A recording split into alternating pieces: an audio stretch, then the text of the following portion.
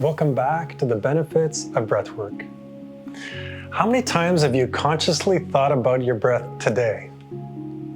Probably not very much, if at all. And yet here you are, alive, well, breathing. It hasn't been a problem. So why do we even need to discuss breathing? It's automatic. It's not something we have to think about. We just do it. We do it naturally. And we've been doing it for decades. We've been doing it our whole lives. It's automatic. What could possibly go wrong? Well, one of the things that goes wrong is with age, with bad habits, posture, with a sedentary computer lifestyle, our respiratory muscles get lazy. We get lazy in our breathing. And what happens is in the day, we tend to overbreathe at night and we underbreathe in the day.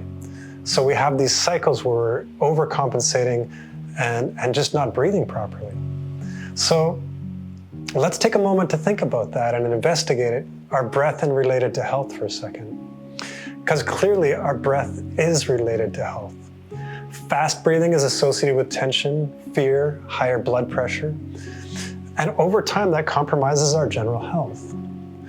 Proper breathing is relaxed, it's calm, it's happy, and conversely, it leads to a healthier life. Fast breathing involves small volumes of air, and that allows germs to accumulate in the bottom of the lungs. Slow breathing is more full and removes stagnant air. It helps maintain proper levels of CO2 in the body, and it brings in a fresh supply of oxygen to the blood. So in the research I've looked at, most people now breathe in and out about 1/8 their capacity. So a full inhale and a full exhale, when we breathe in, is 1/8 to what we could be doing. So if we take a full inhale and then we have a full exhale, we could increase our oxygen intake by up to 8 times. So if that's true, if we can take in more oxygen per breath, why don't we do that quickly? Why don't we take full breaths but very quickly? We also need to slow our breathing so that there's the optimal amount of time for the oxygen-carbon dioxide exchange. So deep breathing allows for the maximum intake of oxygen, and slow breathing allows for the optimum exchange of oxygen. Let's look at another example.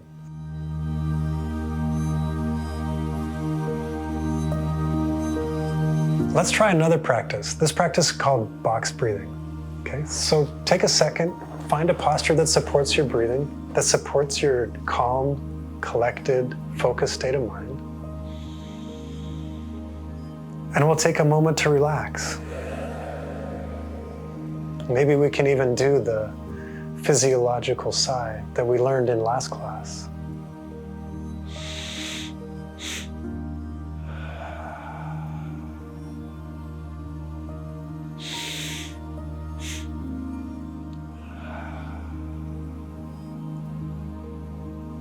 Start to notice how long the inhale is and how long the exhale is.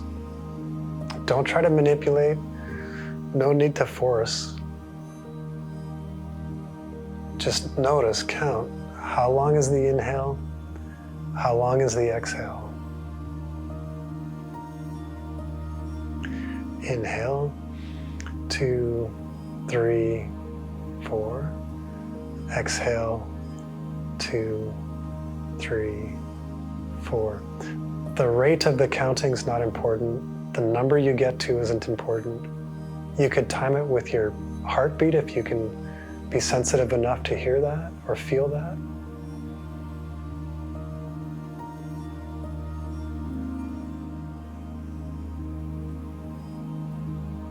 And now notice that there's a pause between the inhale and the exhale, and between the exhale and the inhale.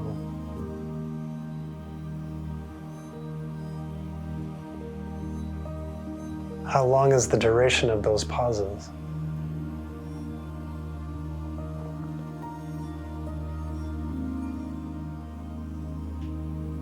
Now what we're going to try to do is even out the inhale and the exhale so that they're the same length. So if the inhale count is 4, try to match the exhale to a count of 4. Smooth and relaxed.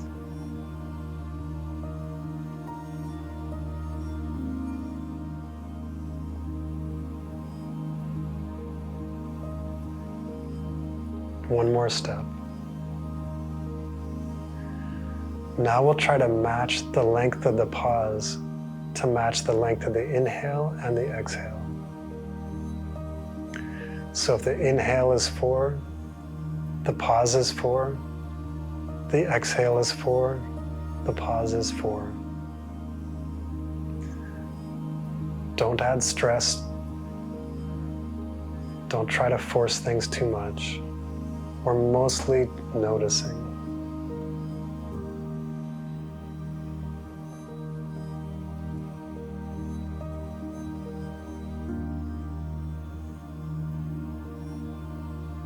Three more breaths.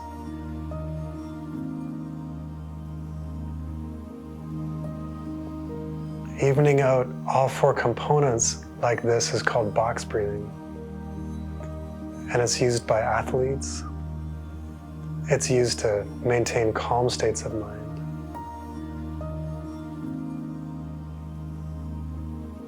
And while doing this, try to remain happy, relaxed, present in the present.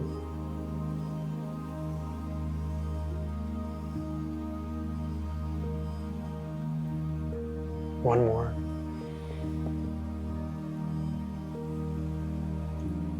Nice, and relax.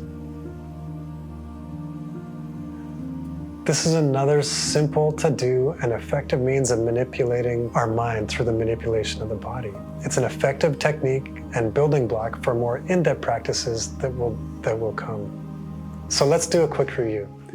So far, we've learned 3 techniques. First, we learned how to become present with the breath by placing our hands on our diaphragm and our chest. And this allows us an easy access to be present in the present and to build some emotional resilience to stress. We learned the physiological sigh, a double inhale and extended exhale, which we can use very quickly as a response to stressful events, like getting cut off in traffic or spilling our coffee.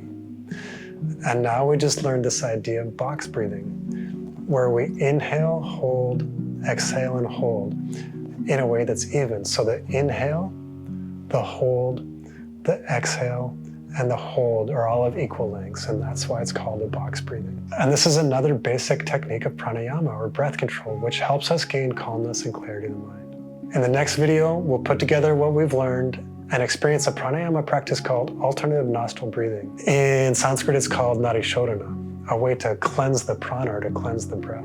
This practice was described in the Hatha Yoga Pradipika, which is 500 years old, and it's a practice that balances the energy in the body and prepares the mind for focus and deep meditation. So join us for our next video.